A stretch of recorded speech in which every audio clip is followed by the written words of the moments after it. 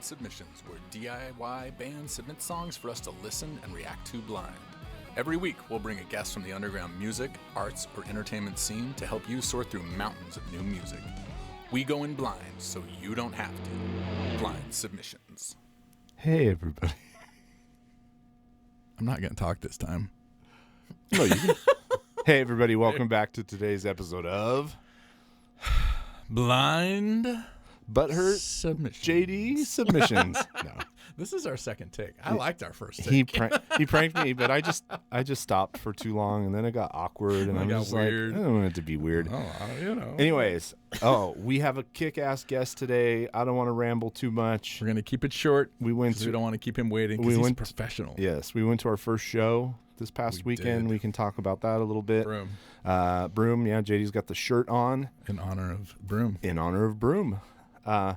So today's guest is Brett Morris. If you are... Not the rugby player. Brett is a podcast engineer and producer, works for a company called Earwolf that I think has now been acquired multiple times over and is probably part of Sirius for all. They're a GE company now. A GE company now. So he is an on-air personality on a show that I've been listening to for probably close to a decade called Who Charted. That was part of the. We talked about it. It's part of the inspiration for the show. Yeah. Brett's also a fantastic musician, guitar player. He's currently in the band Man Man. And so let's just listen to a little bit of Man Man. This album came out last year, and it was one of my pandemic favorites.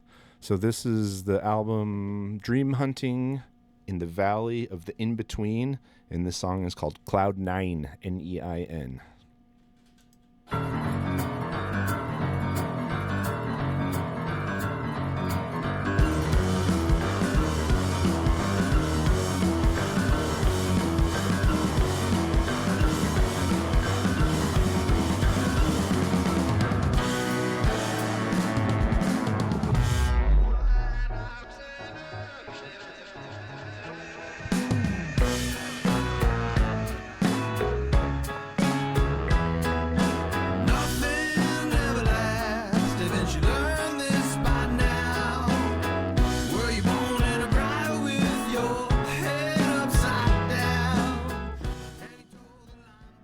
Here he is, Brett Morris. Hey, how's it going, Brett? Good. Hey, I know that music. Yeah, we were just listening to a little bit of Man Man. I tell you, that was one of the albums that got me through 2020. Such a great album. That's good to hear.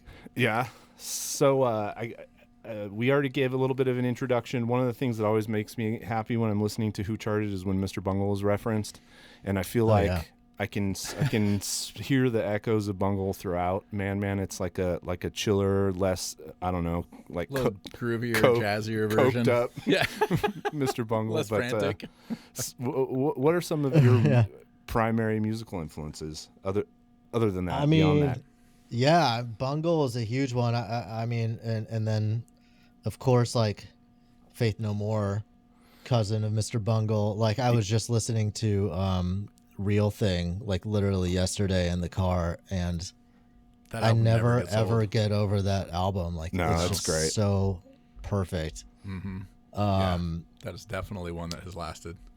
Yeah, it's just unbelievable. But I I grew up with just all the kind of like oldies and classic rock and stuff, from my parents. They were big in the Bay Area, like music and all and Stones and Beatles and all that stuff. So I always grew up around that stuff, but then really started getting into kind of like my own taste and into heavier things, like in the, I guess, early 90s, like grunge explosion and the metal world that came that at the same time. It was just like so exciting to me. But so kind of like Metallica and Megadeth and that stuff. So I forgot you were a Bay Area boy. We are currently in the Bay Area, so we spent a lot of time in the early and mid and late 90s at probably some of the same places. If you were out going to shows. Yeah, I mean, none of them are there anymore. Like, I mean, at least the ones in Palo Alto area and stuff. The Edge. Around the Edge, dude. I saw some amazing shows at the Edge. Yeah, I missed for that sure. place. I've talked a few times about opening for Warrant. For Warrant, was it that was at the Edge? At the Edge. That's No great. way, really? Oh hell yeah! Open for Warrant. Oh yeah, that was on my bucket list, and Yeah. I checked that one off. Did it pretty really early. live up to it? No, it was a wild night, man. They were like, "Hey, you guys want to open for Warrant?" And we're like, "We have no business being there, but fucking sure, just for the spectacle of it, why not?" Hell yeah. And it delivered every bit of what you would want. Oh, that's crazy. That's crazy. Yeah, where else? I've talked about Pony Express Pizza. Did you ever get a chance to see any shows there? That might. No. I think you're a little bit younger than me, so that was kind of like if you Where got was that? lucky, you saw Metallica there. I think it was in Redwood City. Oh, okay. And it was just like a little pizza joint, and then they would put on shows of all kinds. Bungle played there, the Melvins played there. Yeah, Billy told us about a time Sleep played there. Yeah, Sleep brought all their equipment. Sleep. Yeah, Sleep set up, their entire setup at Pony Express Pizza. Wow. Stacks. Yeah. Stacks. Yeah, Stacks. it kind of it hurts me a little bit to know about the stuff I didn't see. Oh, shit. Like at a time period where maybe I could have if I known better. Yeah. Yeah. Exactly. You're like, Yeah. Seen hindsight. Sleep, like early Sleep or something. I wouldn't have even known. They were like so underground compared to even the stuff I was catching wind of. At that time, it's like I learned of them later. Yeah, we were lucky. We just happened to be in the same practice studio, and so it was just like you couldn't avoid it. Everybody knew when Sleep was playing. So Not the All right, best everybody take a break neighbors, for an hour. maybe in a practice Yeah. studio. no, they weren't at all. Yeah. Not even close. And of course, like everything else, that building has now been demolished and replaced with like a eight-story condo complex in downtown San Jose. Yeah, I remember in Palo Alto, like to me to almost like signify how different it is now than it was. It's like I just remember this one Volvo dealership, and like just ride around. I'd see it every day driving around, and then now when I go back, it's like a McLaren dealership. Oh yeah. like skipping past like Ferrari and Lamborghini. Yeah, and everything. there are It's layers. Yeah. Jesus Levels. Christ. Straight from Volvo to McLaren. Shit, I Yeah. drove by that like last week. Yeah. Going to here's a niche reference. We'll see if it rings a bell. If your Mm-hmm. parents were a certain type, we had to go up to a little furniture store on El Camino that sells primarily Scandinavian furniture called Danish Concepts. If your parents ever dragged you in there, it was a living nightmare. We were looking for something really specific, but it was like, oh my god, this place is a dinosaur. Or I Gelb. probably went. I don't remember it. Oh, Gelb, yeah. You sure. must have shopped at Gelb Music. Gelb, yeah. Gelb, Griffin. Griffin's still there. Love Griffin. This is acoustic shop. Yeah. What was the other place? Drapers? Yeah, I think that was Yeah. it. Yeah. All gone except Griffin. I think Yeah. isn't Gelb still around, or did they Gelb shut might down still too? be around. Yeah, they were there like a year ago. That's where Gelb was, where you went when like Guitar Center didn't have the shit you wanted. They would have like boutique stuff, and like especially being a bass player, like if you wanted anything besides a Fender or or a Gibson, a couple of different things, you had to go far and wide to find it. That's where they had the Dunables. No, they would. Hopefully today I could talk them into it. No, that's where I got a Modulus Flea Bass 5 is what I got there. Nice. Which So you have to tell me, is this in your house or are you in your studio right now? Because it looks like a studio. Both, really. This is my studio. That's a part of my house. Studio home. Yeah. I got a nice little, just like a little back unit I've converted into a studio, which has Nice. been great for pandemic especially. Yeah, I can imagine. And the amount of music that you make. Yeah, I know. Well, it's like all my plans were, I had this like studio and yeah, I spent years in it more of just like a bedroom studio type deal at home, then moved here and it was like, oh man, this is great. I'm going to set this up. I'm going to record bands. I'm going to have my friends come here. And then pandemic hit. So I've just been here like alone, just like with dreams of recording people. But I've had Offbook, the podcast I work with a lot, record here now, and it's just so much fun, and it's so cool to be able to. So you guys are all use all of it. together. So Offbook, if you're listening and you don't know, is an improvised musical podcast, and it is sometimes the most genius thing you'll ever find. What do you mean sometimes? Well, hey, improv's never perfect, man. But I mean, when those moments happen, but when it hits, you're it just hits. like, fucking Yes. hey, Yeah. did they really just do that? So how does that kind of come together? You know, I mean, 90% of the credits got to go to Zach and Jess and Scott, the piano player. I bow before them. They're just so brilliant at what they do. And at first, you know, Zach and Jess have a long history of musical improv. They have the whole game figured out. You know, they have, you know, there's only so much I can even explain about what they do. There's obviously techniques and they've put their 10,000 hours in. Yeah. But Go I mean, to- it's magic also. Like, they're the best at it. Yeah. And then Scott is just like a musical genius. He's got all this theory in his head. I mean, he knows the keys and the scale. He just knows everything. Like, it just comes out of him. He couldn't even explain to you half of what he's doing, and it's like perfect. Just does it. But I sort of, you know, it's been fun because it's really stepped my game up, having to keep up with them and figure out. It's just like totally different way of thinking about music as someone who's more or less self-taught.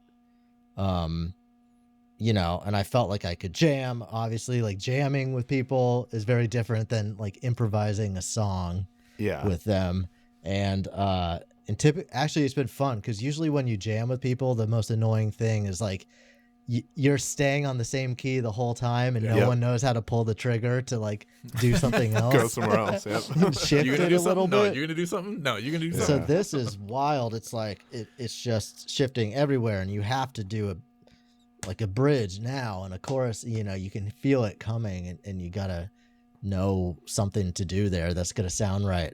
So it's just been really cool to like kind of study what Scott's doing a little bit and keep up and start to think in a totally different way of just how chords connect and how songs, I don't know, you kind of get out of your own way, and like, it's cool as someone who writes songs to not beat yourself up over like what's the coolest thing I can do now, and more just like what's just something that works that I know. You know what I mean? It's just sort of, and half the time it's better than you thought it was, you know. Yeah, and people who are into, you know, rock and metal understand bands that come from like an improv foundation. We've been talking all year about King Buffalo, and I don't know if you've ever listened to them. So like their songs all start with kind of like a central loop of a jam, and then it's all dynamic shifts, right? Going up, going down, never key changes, maybe a time change here or there, but very infrequently. But the songs are still really dynamic. Yeah. But I think people who are used to like that's what improvised music sounds like, or jam band type shit, would be blown away to hear like fully composed songs come out with key changes and bridges and choruses, and it's bananas. And I think people should you know, I know the word musical is I don't know, polarizing for people. There you go. I was never like big into musicals. Still, I'm not. I know. I get that same reaction, but really, like, it's very tongue in cheek with musical. Like, they're obviously fans of the form, but it's also making fun of it, and also it's just good. Like, half the time we're just doing songs and just bullshitting, you know? Yeah. And some of the episodes we're just talking. It's not even a musical, and we're just doing songs based off what we just talked about. And then, you know, I'll try to throw in some genres. I feel like they need to. They would have. I want to challenge them a little bit, good. you know? I'll throw in some rock and metal stuff, and it's so fun to see what they do with it.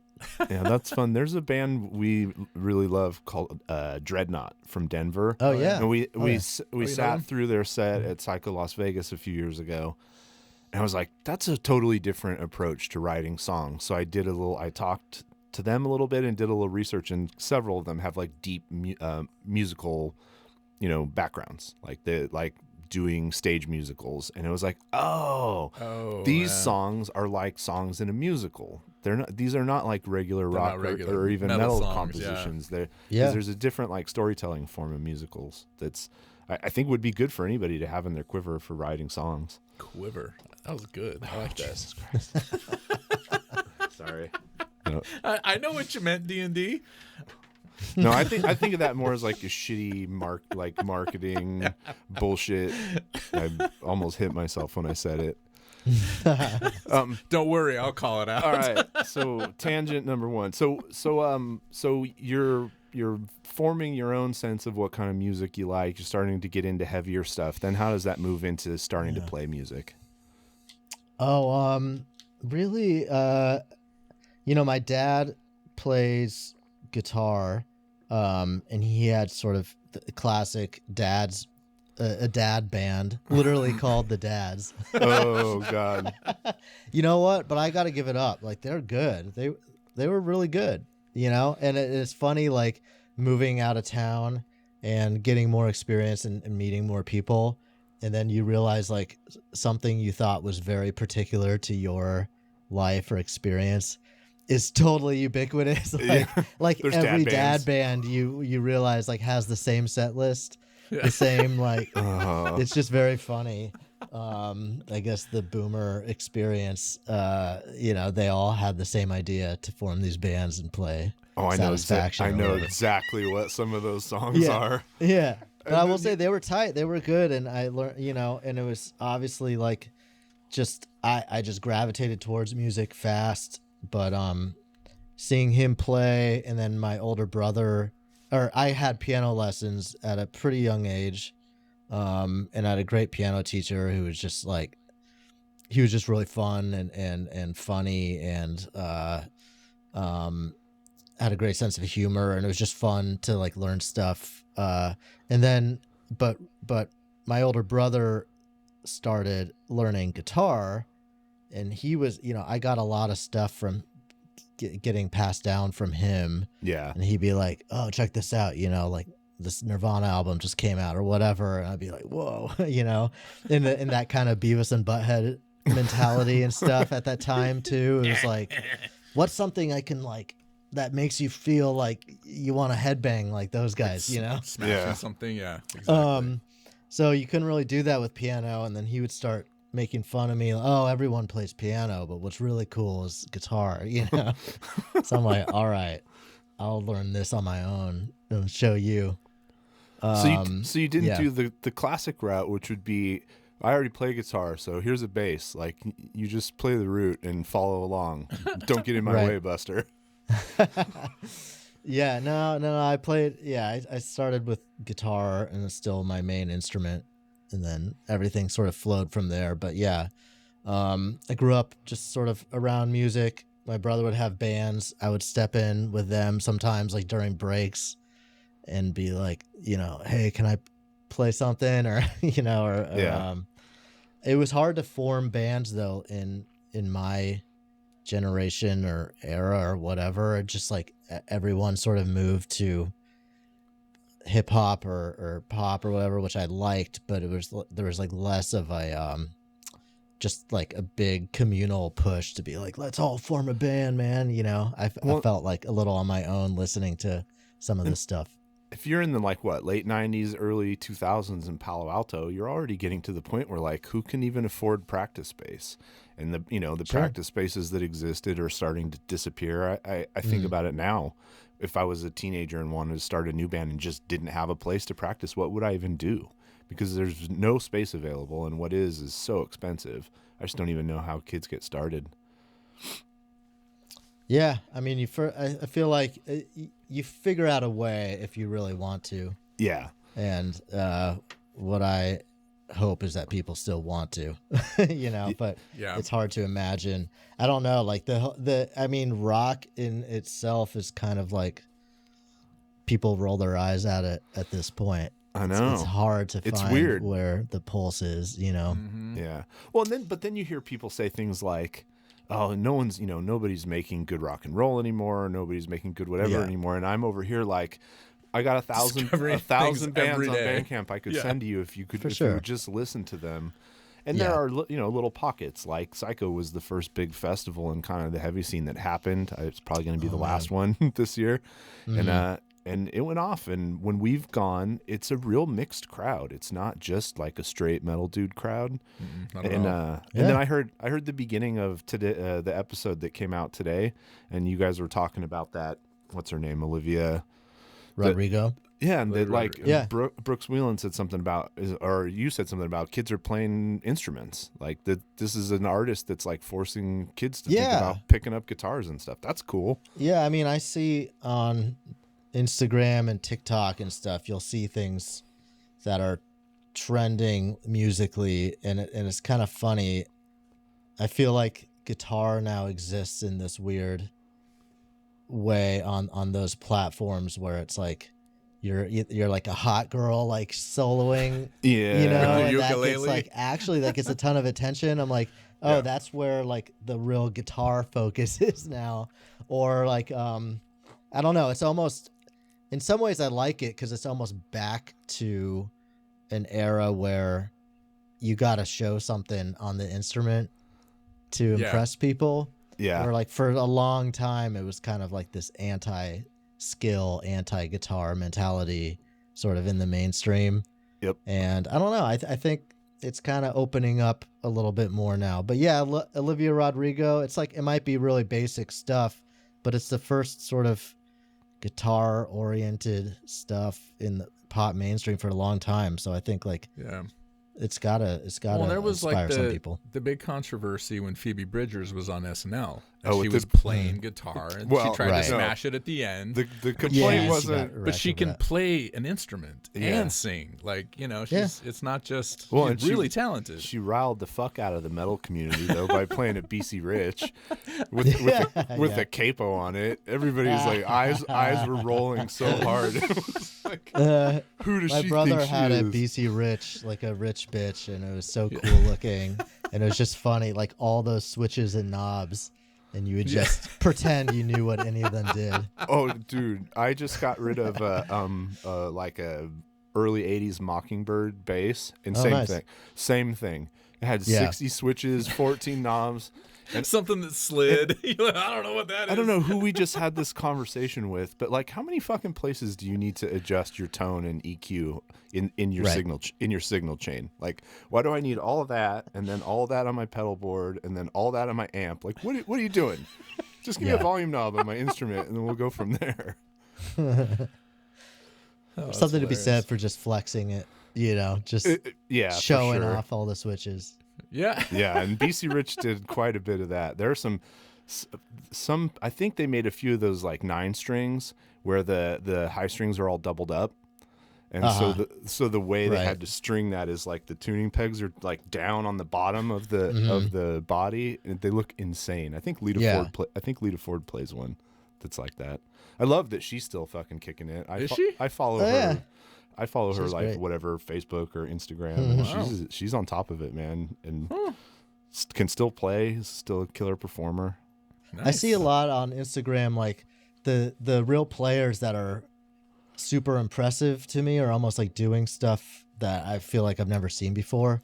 Are like the Gent, I guess, kind of players, and it's kind of funny because I still can't point to like one Gent band or song that I could say that I'm like real into or listen to, but I will say like the guitar playing is fucking good. Impressive. It sounds really good. Cool. Yeah, what is cool it? Like, there's some crazy stuff. Periphery, I think, is the one that or comes up the most. Or something. Or Polyphia, yeah. Yeah. But it's all of that playing style is all cribbed from Tosin Abasi from Animals as Leaders. Right. I mean, because he innovated so much of it. I mean, he stole all the bass techniques, which makes sense when you start putting lower strings on your instrument, that you're going to go, what do bass players do? The double thumb. Like Victor Wooten kind of stuff. Yeah. But it was kind of like nu metal in that, like, at least it was interesting, and at least they could they could play. I didn't like the output of it. I didn't love it. The tones were nu metal-y tones sure. But the playing was good. Yeah. I mean, did you watch the Woodstock doc? I did, yeah.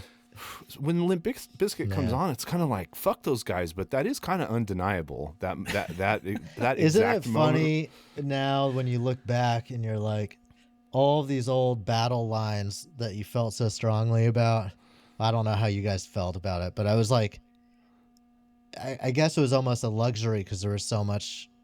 There's so many subgenres and everything to identify with and associate with. It was like, no man, fuck punk or whatever, fuck this or fuck Limp Bizkit, fuck like anything soft and then now you look back on almost all of it and you're like, you know what, these are just guys playing instruments, like good for them, like they're doing it. You're like, even like stuff like I don't know, you'll hear like Silverchair or something and you're like, man, that's just like a really direct to tape just band playing. Like you would never hear that on the radio anymore.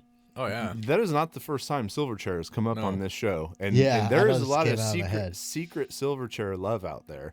And the two albums that came out after Frog Stomp are both really good, and like he goes off in a completely different direction. That's much more, I don't know, somewhere between like a Muse and an Elton John than what the kind of Nirvana ripoffy sound.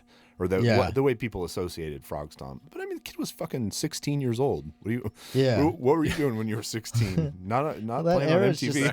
That era is really interesting because it's not like we didn't have really highly produced, really crazy sounds at our disposal, but just that there was so much room on the radio or just for actual bands just playing, like all the arrangements would just be 100% organic instruments and still sounding new and fresh, and people had a palate for that. It's interesting to listen back to that.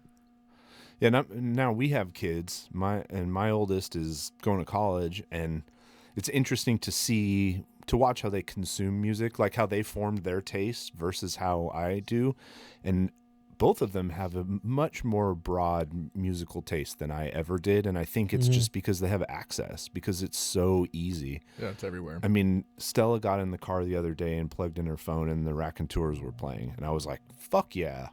Cool. Oh, all right. But then after that, it'll be some weird shit they got off of TikTok or whatever. Here's a song that this Twitch streamer I like put on YouTube.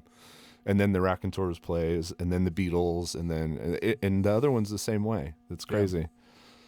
Yeah, completely. I think that's been one of the most interesting things is we had Weird Al growing up, and we had even just all the music that was on the Dr. Demento. Oh yeah, remember just those little things?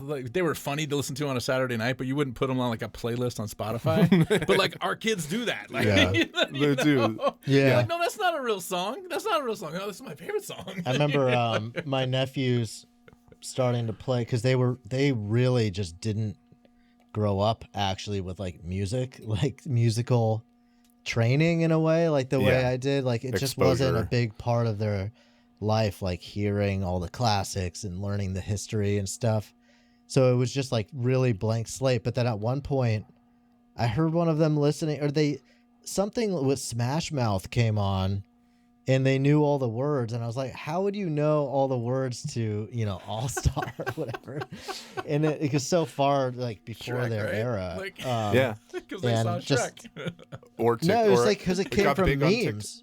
It came from memes. Yeah. And it was just a meme, and it was sort of the soundtrack to internet memes and funny videos and stuff. And so that's kind of all the old sort of rules about that stuff are out the window. Oh, it's and I get the updates all the time about what old songs blew up on TikTok today or yesterday or whatever. And one of the songs off of that first Mika record, Grace Kelly. Oh yeah. Someone made a video and Grace Kelly went bonkers on TikTok. Good. And I was like, good. Mika's that rad. Mika album was amazing. I don't know it. You check you it didn't? out. Oh man. Yeah, that's one you're going to want to definitely go listen to, because it's Nice. I think actually, based on what I've heard, I think you'd really like it. It's like a reincarnated Freddie Mercury playing but Euro Elton dance music. Yeah, Elton John mixed with Euro dance It's music. crazy.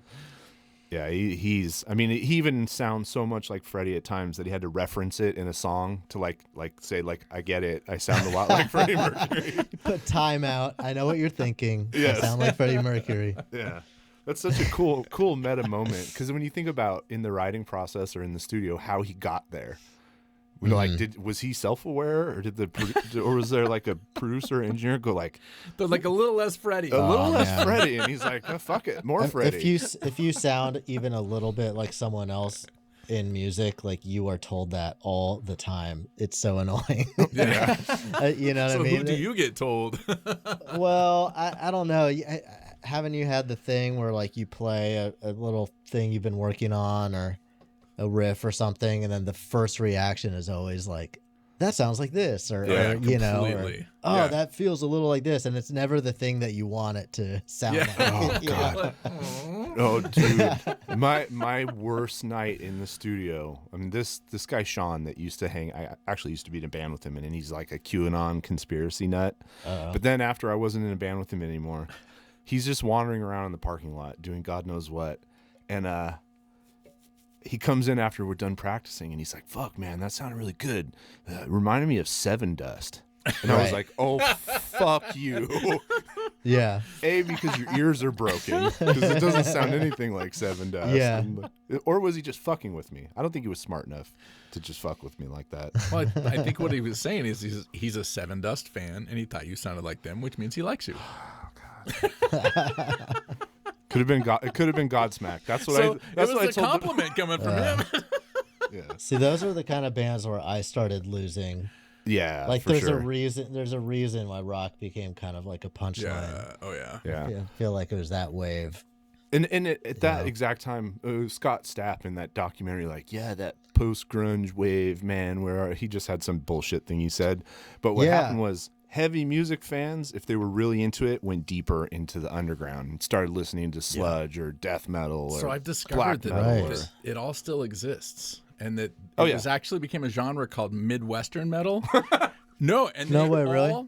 They only tour in the Midwest.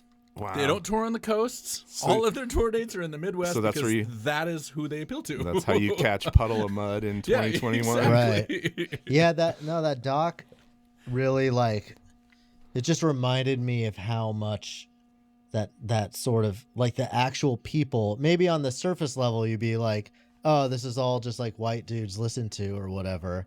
But it was like a different audience. It was like this douchebag culture that really came in. Oh, and we're like, hey, we like heavy music too, you know, but it was like, that wasn't, I feel like metal and that audience was actually used to be like way more progressive than that. And that's part of what I always liked about it. It was like thinking man's stuff, you know, and like everyone was like very on board with like a certain philosophy behind it. And I blame, that crowd was not good.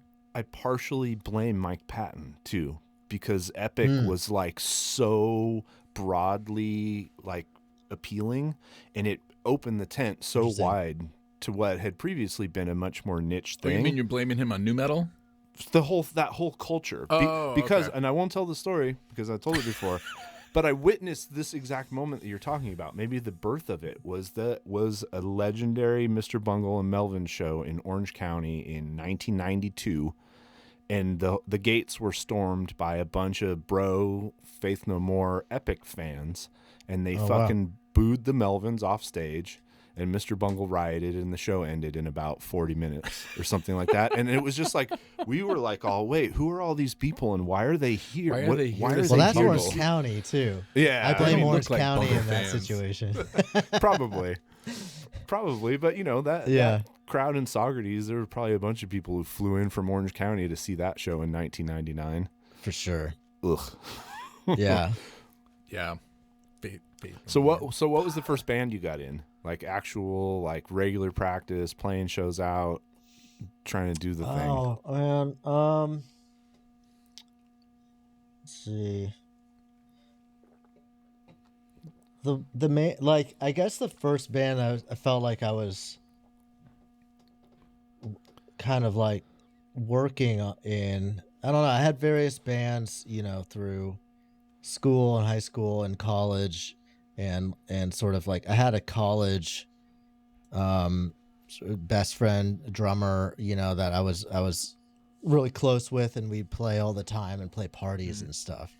But then I was joining like random cover bands and just any band like I could. I ended up in a Guns N' Roses tribute band. Oh yes. In LA. What was it called? And What was it called? It was called Chinese Democracy. Okay. Oh, okay. Nice. And our whole thing was that was gonna, like be our little twist on all the rest of them, was that we knew, because this was ahead of Chinese Democracy, the album, but we knew all the demos and we had all the leaks and everything, so we could do all the old stuff perfectly and new stuff, and then when the new album would drop, we would be ready, as if like it was gonna go be You huge jump the or gun something. and be first. Yeah. Get that Then Steel it dropped, Panther spot. and I like it, but it didn't do anything in the bigger picture. I can't Oh say yeah, I've dude, even listened. that track that they resurrected last week, whatever the fuck that was, I think you even played a little bit of it, Anxiety or something. Absurd. That's what it was. Yeah. Absurd. Axel's got a ton of Insane. like whatever, and he sounds like a singer from a British punk band. It's nonsense. Oh, interesting. Yeah. I don't know. It's funny because he can. I don't know. I mean, it was just a very lazy. They've had time to write and record a new thing, and I feel like that was just like, all right, time's up. We need to put something out in order to justify this tour. Just put out this demo. And then copy paste my vocals over. Like the one part of that song where you hear the Axol scream you want to hear, that's clearly copy pasted. Like from It's chorus exactly to the chorus. same. Like, come on, dude. Yeah. I know he can That's still do it. amazing. And no Buckethead. I did see that in the credits on YouTube. That was one that Brain actually recorded drums for. And Brain's Brain's a local legend around here. That whole crew that was Brain, Merv Haggard, and the bass player from Limbo Maniacs. I forget what his name was, but they played in a million bands, cover bands and original bands, like in the early and mid 90s. And he's a fucking legendary, great drummer. And now he teaches at the Guitar Center down the street from our house. He moved back. He moved back here to raise his kids, and he wants to teach. And they said, "Oh, do you want to do seminars?" And he's like, "Nah, man, I just want to teach students. That's what I like to do." I was like, "Fuck yeah, Nice. That's awesome." Actually, Well, the who guy who replaced Buckethead, Bumblefoot, Yes. he actually was like a big. Not I a know joke. it's funny, but he's no joke. Like Buckethead and really Bumblefoot. legit. I was a big fan of his before, like way before Guns N' Roses was part of the conversation. It was almost like really weird that he joined Guns N' Roses because he was so fully fledged, like his own weirdo Oh yeah. character. But he is insanely good at guitar. Like his early albums are really, really good. You should check them out. Yeah, I've listened to a definitely. little bit. I've listened to a little bit of Bumblefoot. Yeah, I mean, what it says to me is that Axel's an interesting guy and actually has like the not the taste of everybody else that he came up with. Yeah. Like if you go like, oh, Slash is gone. Who am I gonna get? Buckethead. Like it doesn't make. Yeah. And I was. No, I fucking like that Axel always had like tipped off that he had taste like that. Like he was like real early with 9 Inch Nails and pushing industrial stuff when like rock fans were like didn't want any drum machines or anything like that. He's always like, I feel like he's got a higher taste than that. Like he could have just hired a million Slash clones playing like blues scales, but instead he hired these like virtuosos and weirdos, and I don't know. I respect it. Yeah, the three of them, they were in the Limbo Maniacs, including Brain, graduated from high school, went down to music like GIT and BIT and studied for a few years, and then came up and then just started every band in the Bay Area for a while. We had somebody on that told a story about Chinese Democracy. Axel didn't show up, and then this great album got recorded in the same studio because Axel wasn't there. Oh fuck, I don't remember who that that's was. funny. Yeah, but it's like this. It's a great I might album from have a heard great that. band. Yeah. Yeah, it was fairly recent. It was fairly recent. I can't. Was it Henry go from back. Floor? No, it No, wasn't. it wasn't Henry. Fuck, man. Nah, We're whatever. old. We can't remember shit. I can't remember anything. But it was a great story. So we should probably listen to some music. Let's do it. Yeah, let's do it. Yeah. All right. All you have to do here is just listen. I'll share my screen so that you can actually see what we're going to be listening to, and you will not have to look at the Man record because you have seen it before. And again, I mean, I think Jeff might have mentioned it, but we have not listened to any of this. This is all new to us. We just react to what we hear. Bands from around the world send us songs and just ask us to listen. Yeah. So that's what we do. Partially stolen from the hot picks at the end of it. Oh yeah. I gotta say that out loud. Wait a second, I never knew this. Yeah, you did. Jeff, shut up. God damn it. All right. So Hot picks is curated though. We make sure we like it before we. Yeah. Yeah. That's so. I kind of have a slight policy of you don't want to bag not anything. like taking submissions just because like I don't want to rip somebody's band or favorite thing. I want the freedom to have my own take on it. It can be hard. Correct. And we are fine with that. And the easy out here is always like not for me. Yep. Right. That's our. Yeah. That's fine. And especially with Bandcamp, because so many people are just like have been for the last year and a half in their bedroom, just like making stuff because they don't have anything better to do, and just putting it up on Bandcamp because why the hell not? And so you're hearing kind of this like iteration, the beginning of the process, not the finished thing, and so that's fine too. For sure. It's not always, but this appears to be very much finished. This is. Are you sharing? Oh yeah. Yeah, I'm sharing. Okay. This is a band called Headless, and they are from Italy. Ooh. I believe this is. Ooh, is this the Italian prog? I mean, come on. I think we have all the hallmarks. That looks like some prog. A lone chair on a pink desert. I don't even know what that is. Okay. If they're not all playing headless guitars, I am so disappointed in them. Yes. Is there a video? Can we watch a video? Oh, probably. All right. Well, this song is called Two's Up, and it's headless-official.bandcamp.com. All right. Turn my volume up because I always forget to do that.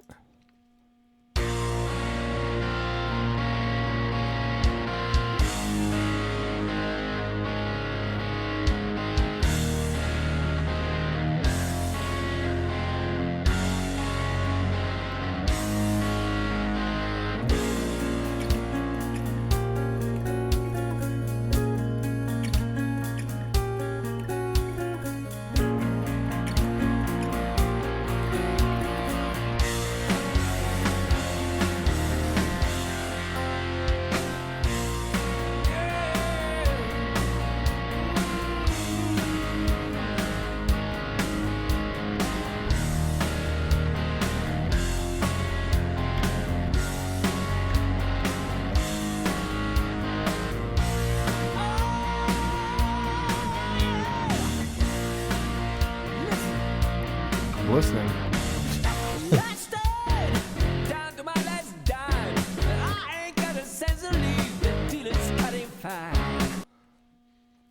I don't know. Prague jumps out at me. Yeah, I don't know about the Prague I want to say Prague. No, Italian prog is different though. We learned this. We did an Italian prog deep dive one day, and there's always like flutes and acoustic guitars and violins and shit. I didn't hear any of those. No, I didn't hear that either. When did this come out? Like this is new. Recent? This is like releasing. Wow. Almost sounds like Foreigner or something. Yeah. It was I was picturing David Coverdale in my mind for some reason. It didn't sound like him, but I was just picturing him. I feel like just dreaming. I'm just dreaming of Coverdale. Dreaming of Coverdale. Coverdale. Oh, that would be a great name for a band, actually. Coverdale? Dreaming of Coverdale. Yeah. Some of that Coverdale Page stuff was rad, by the way. It was really great. Known. Oh, it was super good. Yeah. He used to have a house in Tahoe, and Page did too. And occasionally you would like bump into them at a bar. Really? Just hanging out. Yeah, my buddy Dan has a house up there, and they'd bump into him all the time. That'd be crazy. It sounded to me like these guys have a side project as like a album-oriented rock tribute band. Like they could very easily pull, like Foreigner. They could very easily pull all that stuff off. Oh, 100%. Yeah. Like, it's not for me. No, obviously. It's not bad. And that the sound on that kick was out there. Again, listen. I know. We're listening through Zoom. Don't listen to it in an authentic way that's not all fucked up and over the internet. Don't let JD tell you what to think of the kick. But still, yeah. Well, then it shifted into like an AC/DC mode when the verse started. Mm-hmm. Right. So. Oh, Also, Mike, your acoustic guitars, don't record it direct in. Oh, Jesus. Ever. Are you familiar with 2 Minutes to Late Night? No, I don't think so. Is a YouTube channel, is a musician in New York named Jordan Olds, who's he's a musician and a comedian, and he has this channel called 2 Minutes to Late Night because he used to do a late night talk show at St. Vitus in Brooklyn, where he was Arsenio Hall, so like all corpse painted up, but in a black suit and tie. Okay. And then the house band. The house band is Mutoid Man, which is hell yeah. No, so trust me. And then he plays too, and they do incredible covers. Like up before the pandemic, they were just doing these really cool covers at the live shows. They just did Hold the Line. They just did Hold the Line. Yeah. Oh, really? But then they started doing these bedroom covers during the pandemic, and they blew up. And I really love Mutoid Man. Yeah, so Mutoid Man's incredible, and they just played their first show with Jeff Matz from High on Fire on bass at Psycho, and that I can't wait to hear that. But so he, they did it. He worked his way up. So there's a Rush cover of Anthem with Claudio from the singer, high pitched voice singer from I'll remember him eventually. But No, not Dave Davidson. No, but with Danny Carey from Tool and Bill Kelleher from Mastodon and Les Claypool played bass. Yeah. Coheed and Cambria. Claudio from Coheed and Cambria sings. And that video has, I don't know, 1.5 million hits now. And Jordan's entire job now is just 2 Minutes to Late Night, doing the bedroom covers and then eventually coming back and doing the hosting a metal talk show. Yeah, and doing comedy, comedy and music shows. Super good dude. But he was like, we listened to some folk thing, and he's like, Jesus fucking Christ, don't stop plugging your acoustic guitars in. Can we please never ever allow anyone to ever plug an acoustic guitar? Just get rid of pickups for acoustic guitars entirely. Yeah, it just sounds like shit. It's so bad. And how hard is it to mic an acoustic? I mean, you tell me. How hard is it to mic an acoustic? Not hard. It'll always sound better than direct in. Although I just, for the maybe first time in my life, we just recorded Manchester Orchestra on Improv for Humans. Oh wow! And they sounded unbelievable, and the guy was plugged direct in, and I had to email them like, what the hell are you what's your trick using? Like, I've never heard a direct in sound like good. He said it was like one of the brand new Taylor, I guess Taylor's figured something out. Interesting. Just guitar straight into the board. It really, really sounded good. So I don't know if they were doing a bunch of processing before they sent it to me, but wow, interesting. I don't know, but I like stereo miking acoustics. I would always recommend that. Yeah. I always put 2 mics on there and blend it. I don't think I've ever recorded in a studio with an acoustic guitar. Ever. Carl, no, that's wrong. Carl used one running through his stack, sitting off on the side, just like sympathetic resonance, just going, and then he picked it up and then he's just walking it around and playing it kind of like a weird violin. One way to do it. Yeah, and probably if you listen to that song, no one would ever know that was an acoustic guitar. But that was a very different way to record an acoustic guitar. Yeah, I like it. For sure. It was fun. All right, so what do we have next? Next is a band called The Angelus. Ooh. Isn't that where you are right now? The Angelus. All right. It's a direct translation of Los Angeles. Yes. That's exactly what it means. All right. So this, I have a very different feeling about this. I don't know exactly what we're going to see here. Let's look at the dudes. Let's play Who Plays What. We'll see that. Okay, they got to look. Well, that looks like Al. Who's the drummer? He's the drummer's the guy. I mean, I default to drummers in the back of the picture. Yeah. Go back there. They usually always put the drummer in the back. Get back where you belong, drummer. Yeah, I don't know. All right. I don't know. I'm saying maybe the middle guy. Middle guy's the drummer? I think we have drummer, bass player, singer, guitarist. From right to left. All right. So the song they wanted us to play is Of Ashen Air. So get ready to be sad. Oh, so it says for fans of swans. Oh, I like swans.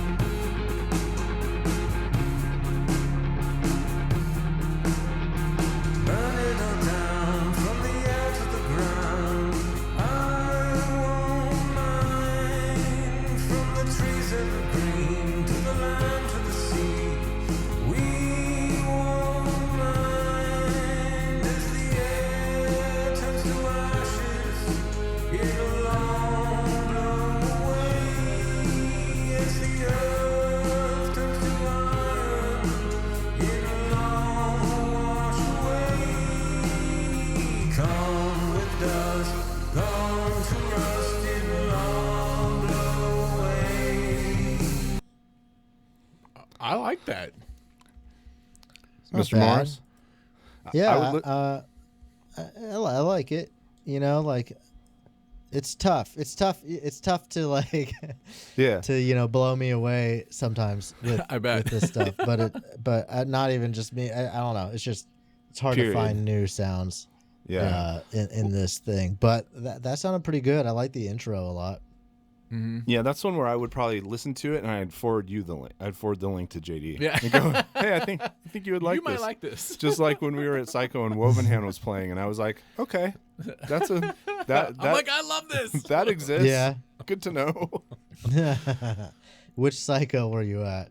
You probably we went to 16 and 17 or 17 and 18. 17 and 18. Oh, was that maybe the one I was at? There was Give me some headliners. Well, rumor I had went it. to one Sleep headlined and Yeah, we were Pentagram Yep. Oh yeah. and Author Punisher was like the DJ. there. Yes. Yep. Did you go to that? I think that was 17, wasn't it? Yeah, I think that was I think 17. it was. And the Wednesday night was the Yob and Sub Rosa, like after the pool party show. That was the best thing I saw all weekend. Oh Yeah. wow. Yeah. That It was like the private. Yeah. It was the. I think you had to have the. I don't know. you just had to buy separate tickets for Was it. that in was separate San tickets. Diego or it was down there somewhere? No, but they did. The They one I did went. do one. They did do one. No, but they played in Vegas. Like they do Oh, okay. Thursday, they do the pool party, which is Yeah. kind of like a separate thing. And then Thursday night that year, they had a special show just on the vinyl stage, so in the kind of the smaller room, and It was just like a. Yeah, it was a it totally. was separate just thing. You had to Yob have a and Sub separate Rosa. ticket for it and everything. It was incredible. Yeah, such a fun event. We missed the first Mandalay Bay go round, and we had a hotel room for this year, but yeah, that didn't happen. Nah. So Thanks. we just went to our very first show on Saturday at We did. at Bottom of the Hill in San Francisco. Bottom of the Hill was Oh, a nice. little bit more my speed than Yeah. Mandalay Bay and, Yeah. and a plane flight and Exactly. all that good stuff. Yeah. 150 people who have to show Vax cards Yeah. after a masks. Better. Have you gone out to see any shows yet? No, and I'm really in my head about whether I'm going to go to Riot Fest because I had tickets to it.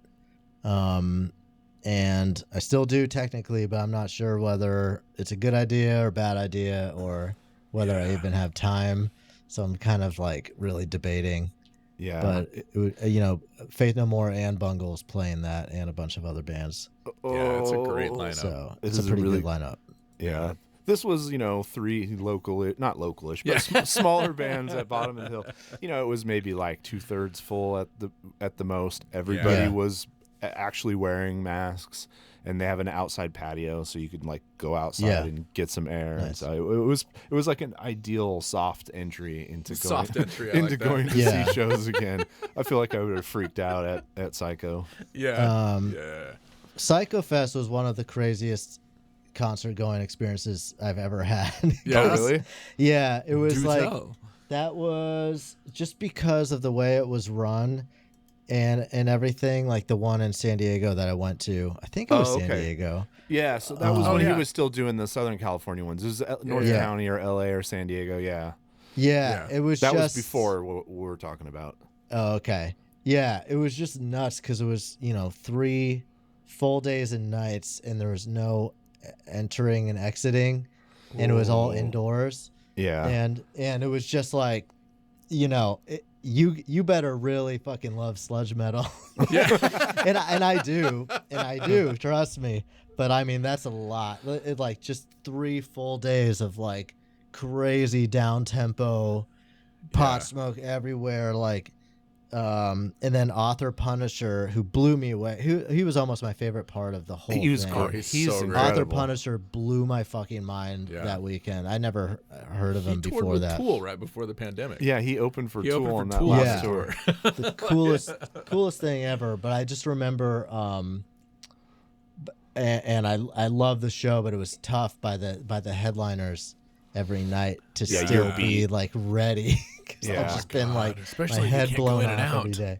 Yeah, you can't go in and out. So it was Oh, like it was just like 18 hours like every day. Like, oh man, it was awesome. But by the time sleep finally went on, like the last night, the last day, I literally was asleep, headbanging. Like I was standing up and so stoned and so just out of my mind from that whole weekend that it was like it actually took on. It was almost like the best way to enjoy the band because you were just not even out of your on body. this plane. Yeah, I was literally asleep, and then I'd wake up like I've just been standing up, like listening to this music asleep somehow. Yeah. That was your cousin. It's like- or it's not your like cousin, my- your nephew. My and nephew. It's like when I took my nephew to see Sleep, and he just got fucking ripped on the floor, and He then was just so high. He was leaning at like a 45-degree angle. And I'm standing behind him going, Yeah. fuck, is he okay? I need to look up the lineup for that show because there's a good chance It was you good. you saw one of my best friends in a band called Great Electric Quest. Oh, Because okay. I don't remember them. they played a bunch of the The Psychos. band that waves the flag. Yeah. Yeah. I don't know if Tyler had a flag yet. No? And they would have been like a Oh. little injection because they're just more like a straight up priest influenced like traditional heavy metal band than a Right. like stoner or doom or sludge situation. Evan Yeah. figured it out. Now Psycho the lineup's more diverse, and having A it lot. in the hotel. Like I was watching the Woodstock doc, going, no fucking way will I ever do anything like that. Being able to like go up to your room and take a power nap and go to the Yes. bathroom, I would have done have anything. a snack. Oh, yeah. it's- Yeah. I mean, this year they had Flaming Lips was on this year. Oh wow. And like, and I mean, there's been so many like just indie bands. They Yeah. got a bunch of like Oh, hardcore interesting. bands back that have. Yeah, the one I went to reunions was and- just pure just- sludge yeah, metal. it definitely started Except off it that way. had who did it have? Not Toxic Holocaust. Why is the name slipping? Municipal Waste. Oh, they were yeah. they were the only standout because they were just this fast, punky like thrash band. Yeah, and even they were totally. like, "Why are we here?" Why are we here? Yeah. You have crossover appeal. Crossover Yeah, appeal. I'll have to look up what that show was. Earth played. They were amazing. Oh yeah. Crowbar. Yeah, Earth is one that I'm still waiting for someone to convince me about Earth, and I don't know that I love to put on Earth and just they're Earth their is cool. background music. Yeah, They're Yeah. great. I mean, I guess. they're either dark room with your headphones on or like just background music as you're working. Yeah. The last time I saw them, I was in Austin, and they were opening for Helms Ali, and all I could think was like, when is Helms Ali gonna start? Because I'm nearly asleep at this point. Like Interesting. to watch it and knowing that Helms Ali's coming to do their completely different thing. Yeah. Yeah. It was a little hard to. Yeah. I mean, they're not for everybody, but it's very ambient. Yeah. I will say the drummer blew my mind. The Earth drummer, Yeah. Helms Ali also has a great female drummer, right? Yes. Hazoji. But Yeah. Earth drummer was so stood out so much to me at that festival because she's like this flower child woman who's Yeah, like totally. Yeah. there's no sort of like metal sensibility. It makes sense. It makes the whole band's sound make sense Yeah. because she was just like drifting and floating, and her beat was like as far behind the beat as you've ever heard any drummer, Yeah. and it worked so well. I was kind of fascinated by it. I was like, that's Yeah. a really cool, like, it was like having like Marianne Williamson playing drums or something for you. It was like, that's just such a crazy like personality type to put behind a metal or Whatever. metal related band, like behind the kit. Like that's really interesting to me. Yeah, and Completely. then Hazoji from Helms Ali is like the complete opposite of that. She's like this Yeah. tiny ball of terror, Totally. and just like playing these like Crushes intense tribal beats, and then singing like "fuck you." Singing at the same now I'm gonna time. sing, whatever. Yeah. No big, Oh, no she's big so deal. great. Yeah. All right, Yeah, completely. so this is all right. Here we go. This is a fun one. Well, hopefully it's a fun one. So we Hopefully get it's an a fun email one. in the inbox. It's like, hey JD, I knew you in Salt Lake City. Here's my weird band. so so And this, I mean, looking at the cover and judging, like this is a guy I've known forever, yeah. but haven't talked to in also forever. But he's always been into hip hop. Like he's. But he said they recorded this at Andy's studio. Has Yeah. Andy ever produced a hip hop record? I do not know. Oh, fuck, man. This was recorded by Andy Patterson, who was the drummer for Sub Rosa and an engineer who's produced a bazillion So many. great records, got a studio in Salt Lake City. Yeah. They must be old friends. Maybe. All right. Yeah. Scenes diverge in small towns. Yeah, I believe that. All right. So the band is called Rotten Musicians. Right off the bat, I like that. And this song is called Monsters.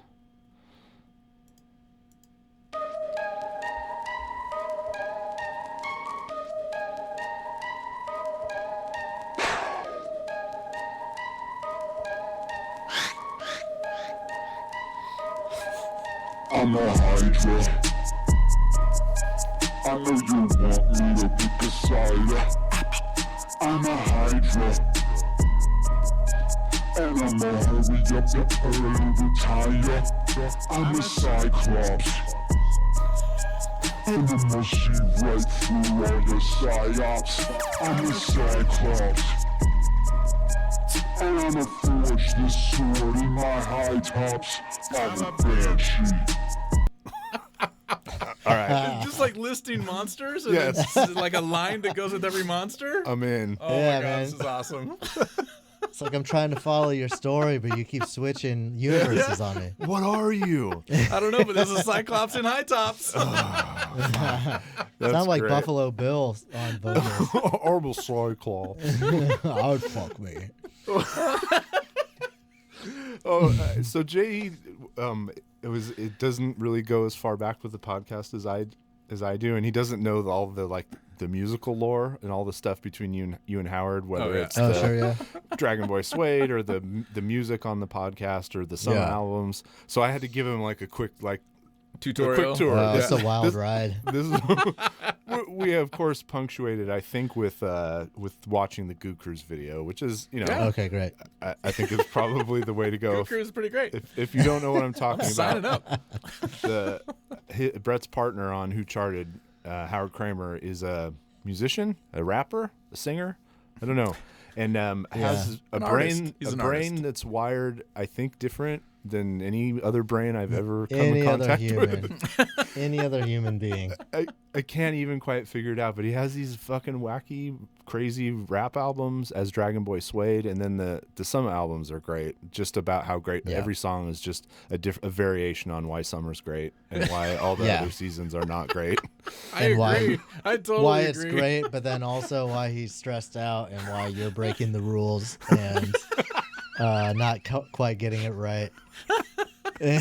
Yeah, he does have a bit of that, at least from listening Yeah. to the podcast, for sure. Oh, that's hilarious. Oh, yeah. Okay, I need to hear more of this. Well, no. So in the credits, it says guitar on Bugs and bass on Drugs by Andy. So Andy played guitar Okay. and bass on Bugs. So Bugs or Drugs? Take your pick.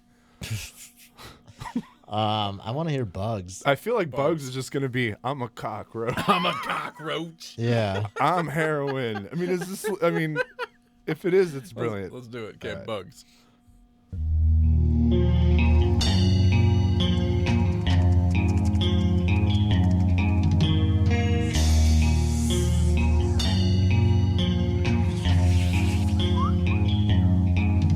I pop off the top of a drink up, pop on my Insta ring up, toss off a Glock in a pink glove, throw at a bear wing up.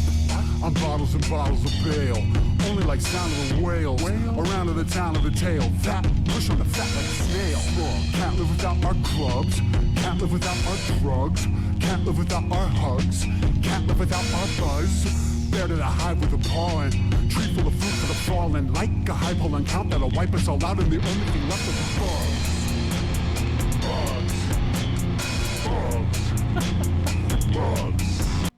This is making me smile. No, this is good. He mentioned drugs in the Bugs song. Yeah. I feel like that was a trap. So now what's he going to talk about on drugs? Oh, fuck it. Yeah. I just got it. Oh, wow. We got to hear drugs. Okay. Did Andy play drums? Or these beats? You're the producer. Sounds like beats to me.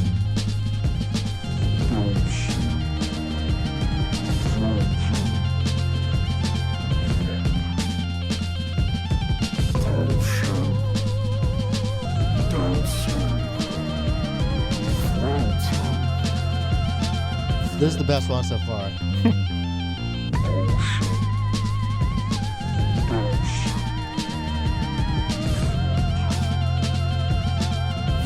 All right. Well, I'm gonna be going through his I don't know, major discography there. for fucking sure. Oh, way to go, Fish. It's got vinyl too. I wonder if he has it already, or if we're gonna be waiting 16 months for that to be available. He's got all other vinyl is so backed up. Oh you my can't blame God. anyone for that. No, it's crazy. Yeah. I know. It's insane. Yeah. So I want to. So just really quick, this is this is where we end up. This is a guy that I went to church camp with. You ever see the Okay. movie Jesus Camp? Yes. It was that type of church camp. Oh man. Oh shit. We found our way out apparently, and Yeah, congrats. The two of you escaped. yeah. God, man. like it's already fucked up enough to have to grow up around a bunch of Mormons, Yeah. but then to have to, like, usually I think of the non-Mormons as like very anti-Mormon and therefore anti-religion. Yeah. No, you still have people sending their kids to church camp in Utah. Yeah. I'm sorry that happened to It you. was. I mean, it was. I don't know. Did you ever get sent to church camp in Palo Alto? Thankfully, no. Yeah, I me didn't, neither. We were so sheltered. It was like I didn't know that still existed. That kind of thing, like in Palo Alto, you know. Like I remember learning, about evolution deniers, like creationists and stuff, and just being like so. I felt sheltered in a way, like no one taught me that still existed out in the internet. Oh. Whoa. You know what I mean? Yeah. Oh yeah. Exactly. Oh I no, know. we were so like about science and learning and stuff up there. Yeah. That Yeah. I had a few experiences like that. I remember when I went away to school freshman year to Occidental in Eagle Rock. And Occidental is like where all the like reject Ivy League kids from the East Coast go. It's where people go to store their problem rich kids in California. So I met all these kids who went to like Exeter and Andover, like the schools from the Robin Williams movie where they wear jackets and ties and shit. And I was like, that exists? That exists? I thought that was just in the movie. I didn't realize that was a real thing that anyone ever did. Yeah. I was talking to both of my kids the other day, and we like mentioned Adam and Eve, and they just had these blank like, who no the reference fuck is point. that? You're just like, oh my god! I've either done my job well so or funny. not done it well at all. Like, You teach them about Adam and Steve, JD. yes, Adam and Steve. That's how we do it here in the Bay Area. All right, so we'll get one last little dose here, and this one I'm very excited about because we got some good classic metal from Sweden. Well, at least it looks like it. Yeah. Right? We I got mean, the if good old it's- pointy font. Son of Sam. If it's not, I'm quite depressed. Is that What Erskine does that say? crying? Son of Sam? Yeah. Son of Sam and the monster awoke, and then it's like a planet, but also a skull with lava And he's crying. It leaking almost out looks of like its eye. the Night Before Christmas guy. Well, it is a little Jack Skellington. Jack Skellington, yeah. Yeah, and I see Son of Sam, but really I just see Flotsam and Jetsam, Yeah, totally. Yeah. Totally. who were in the news this week because they were they? supposed to play at the DNA Lounge in San Francisco, and then the dude who runs the lounge found out that half the band's not vaccinated, and they're like talking shit about the venue's rules, which are really the city of San Francisco's rules. The venue can't do anything about it. yeah. So the dude's just like, show canceled. Get the fuck out of here. Oh man, that whole. Do you follow any of the wino from The Obsessed pulling out of Psycho Las Vegas? No. So No, I know he nothing posts. about He was The Obsessed were gonna play, and then he was gonna do an acoustic set, and then there's just this long screed on his. Of course, he's got a Facebook page because he's a grandpa, and there's this long screed about the tyranny of masks and the invented pandemic and all of this shit, and then the comments is just gold.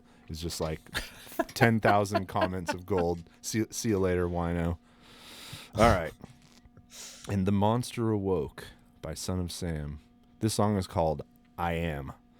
And I have high expectations.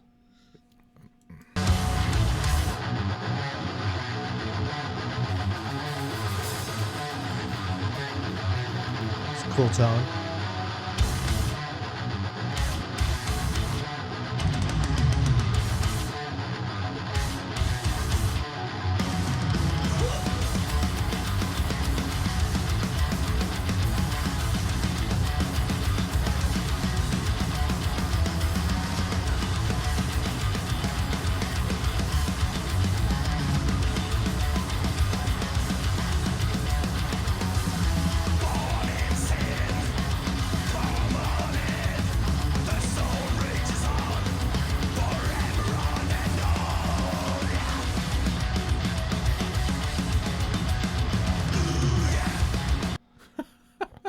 Nice. That's good. I thought that was really cool, actually. That's good. I'm into it. I like it. 14-year-old me would have Yeah. fucking lost Yeah. his mind. Oh, I when always heard that first riff, like, oh, that tone. That's two dudes, Throlv and Tobias. Throlv Oh my is the God. best name for a front man. Yeah, so Love it. So the secret in Sweden, as we've learned from having Swedish bands on here, is Yeah. that they pay for your instruments and they pay for you to take instrument lessons. Yes. And if you can't get a rehearsal space, they'll pay for you to get a rehearsal space. Totally. They subsidize black metal over there. Yeah. Everything. There are no bad bands. Yeah. I we went have- there once and it was like, it was just so cool. Like there were like actual black metal bars. And my gosh. I was hanging out. Do you know the band Construct Dead?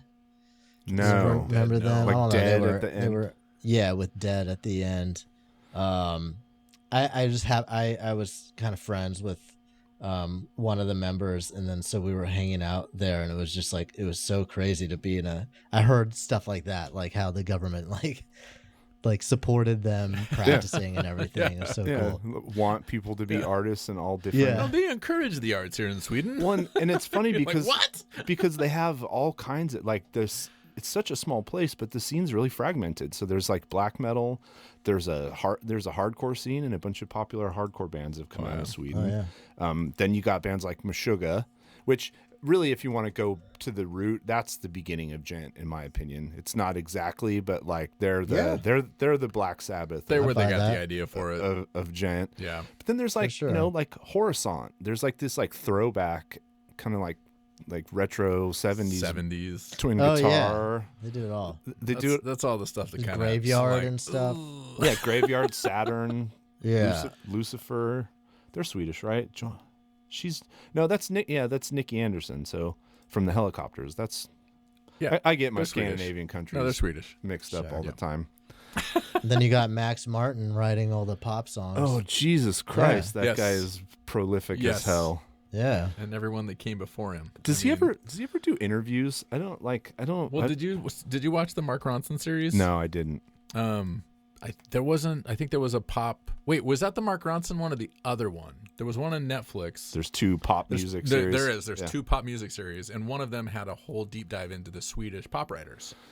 It was fascinating. Oh yeah. Because he is actually like really far down the line. Like there was everybody that Yeah. came before Yeah. him that wrote like all this stuff, and I think they broke with like Roxy, or like they started writing for like Brit pop bands. Oh, gotcha. And then that was what broke them in America, and then all of a sudden all the Americans started coming over and go watch the series. It's really good. Yeah, I will. Let's add it to my queue. Super fascinating. All right. Well, what do we got on time here? Yeah, let's just go ahead. There's one Bandcamp pick, but I'll save that. You can go on the main page of Bandcamp and look at it. But we just always like to plug the good work that Bandcamp does to expose people to different scenes all over the world, not just in the U.S. but in different parts of the country. And DIY artists. Yep. I mean, and we found, and some of our friends have ended up on some of those lists, and they're really like friends that now make a living, completely support themselves off of Bandcamp and selling shit on Bandcamp. So like they created an economy for underground musicians in a way that none of the other platforms come even close to. All right. So yeah, my first band, band that put out an album was called Scattered Suns, and it's still up there on I found Bandcamp. it on Bandcamp. Yeah. I listened to it this afternoon. And, How long ago it was was that? just so great for us. It was like 11 years ago or something, or 10 years ago. 2011, I think, is 10 the years date- ago. The date on it, yeah. Yeah. And that was like, I feel like Bandcamp was just starting out then. But it's Yeah. cool to see that it's like, it's the same and better, and the promise of it like stayed the same. And yeah, because that's kind of the only thing out there like it, like a real platform where you can just like, it works the way they all should work, Yep. You could Yeah. just put up your own Exactly. music and make money directly and nothing in between. And they did a lot of Bandcamp Fridays during the pandemic where they gave up their revenue share, which and so was bands big. would hold up and then tell everyone to go buy stuff on Bandcamp Friday, exactly. which was, I mean, Yeah. Oh, they expected it. They knew that was going to happen. That was the point. Yeah. And then they built a live streaming platform during the pandemic too, so you could do ticketed shows through Bandcamp did? Yeah. I didn't know that. So they were that's doing cool. ticketed live streams. Yeah. So I feel like we've been trying to figure out, all right, so how do we do, like, as a podcast, what do you do about that? How do you do like a ticketed live performance stream? It could be an interesting way to do some kind of podcast thing. There's lots of options out there these days. For sure. I feel like that was a big thing. I was like really diving into that, especially over quarantine, and I still feel like that's a world I want to get into a lot more. But I had a lot of fun doing that. It's a lot of fun. The bands that we know who do the best, kind of trying to make some money streaming, all do it on Twitch. That seems to be where it's happening a lot. Yeah, and there's also on location live or something. That's one, like some of the more maybe established. Like if you have money to put something big on, Devin Townsend was doing some really cool live stream stuff. I love him.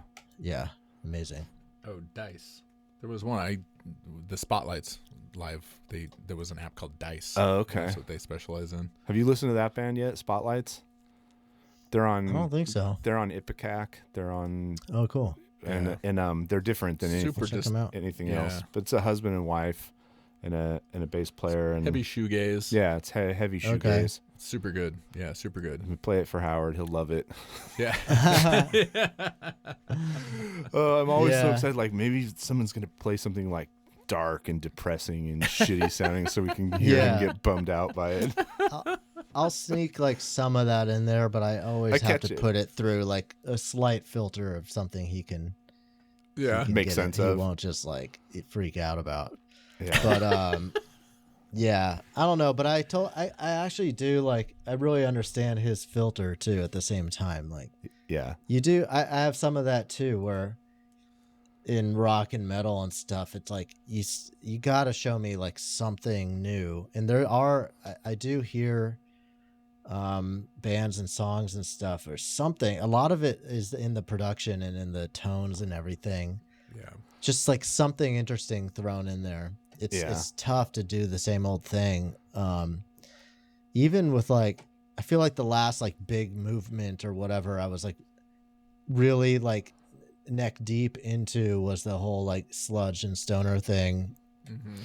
And these days I'm not even sure, like, I don't know. You guys tell me, like, what's the most exciting thing happening? Well, no, like I'll just hear scattered pupil slice this year. Pupil Slicer. What's Pupil the Slicer. Sure. Yeah, what's the band that with the pink alien Yatwa? Yatwa, yeah. Yatwa. I'll send you a list. Yeah, we're starting to get more of these bands that are taking lots of different influences and genres and then blending them again, like in the 90s. Yeah. Like it's starting to happen again, which is like, oh yes, I feel it. It's coming. Yeah, and like both of those bands I would say are kind of like Unsane crashed into somebody else and then they kind of amped the whole thing up with with Drive Like Jehu. So there's this like crazy math thing going on, and then it has like the emotion intensity of Unsane, and then the whole thing is just heavier. Yeah. All right. That's killer. So good. And then the two every time I listen I go, yeah, maybe he'll pull a song. Is have you listened to Zeal and Ardor? No. All right, that's on your to-do list for sure. Zealand Ardor? Zeal and Ardor. Oh, okay. Yeah. Look into it. It's a dude who basically took a challenge from trolls on the internet to mix black metal with slave music. Yeah, but the person who suggested it wasn't suggesting it in a nice way. No. And then he invented a mythology where the freed slaves decided to follow Satan instead of God, and then like this is the music they came up with. Intense. Yeah, it's really good. It blew up so hard that his first live show ever was at the Chapel in Roadburn. Like the first time the band ever played live, Walter said, "Will you come and play the Chapel at Roadburn?" And he went, "All right." They're amazing. And then one of the first bands that we talked about early on in this show is a band called Moontooth from New York, where it's this like really fresh kind of modern metal sound, and then the singer is like a blues guy dragged out of a swamp in they're all Italian dudes from Long Island. None of it makes sense. None of it makes sense. Trust me, but then it kind of does make sense when you dig into it. They're incredible. Oh, you'll have a blast just going through all the covers. Go to the 2 Minutes to Late Night channel and just listen through. The Boston cover is fucking incredible and plus you just get to listen to Mutoid Man play all these songs in the beginning because it was all them, and then and now they're recruiting musicians from all kinds of bands to do the covers. Yeah, it's pretty amazing. All right, so who around here when you were coming up was like, who was the Bay Area band that you just fucking locked on with and loved, or a few even? I don't know. It's well, I mean, like, if you stretch it out to, like, San Francisco, then... Oh, sure. You know, Metallica or something. But I don't know. There's not... Actually, you know, the band... I can't think of, like, truly, like, this band, local band, and I knew them around town, and they blew up. But, remember Ugly Kid Joe? Yeah, I remember that guy was from Palo Alto, I think. Oh, was he really? Yeah. I think he was later in Life of Agony or something. I think he went on to do other things. Whitfield Crane, I think his name was. Whitfield Crane. Because you're kind of in the right era where you could have been following AFI around, or when they're playing small clubs. Oh, I liked AFI. Are they from? Where are they from? Berkeley. They practice. Well, okay. The same. Yeah. I'm thinking of like specific like Silicon Valley bands. There's not that many. I remember like the Donnas. A Third Eye Blind or something, I think. That guy went to... Skank and Pickle. Skank and Pickle, yeah. Oh, man, that's a deep cut. I remember that tape flying around. Like, I was seeing that tape around in my youth. Well, and Mike Park was such a huge part of kind of promoting punk rock in the Bay Area and Asian Man Records. And that whole scene is all just his fortitude. Skank and Pickle. So Skank and Pickle lives because Mike Park did so much more around it. Totally. Oh, dude, I saw them open for No Doubt at the Berkeley Square. That's funny. That was a crazy show. It works. Yeah, I can't think of others No Doubt was from that area that I can just like rattle off. Andrew WK was born in Stanford. Oh, really? But yeah, I think he got his like on campus. So settle this. Stanford Hospital. Oh, okay. Yeah. I'm like, what? So when you see an address... I did not grow up here, so... Okay. Well, and sometimes the city will be listed as Stanford when people live up there. Is there some chunk of Palo Alto that's actually referred to as Stanford, California? Okay, good. Yeah. Oh, interesting. I was born in Stanford. Yeah, it's like there's just like this section obviously surrounding Stanford that you would consider that Stanford.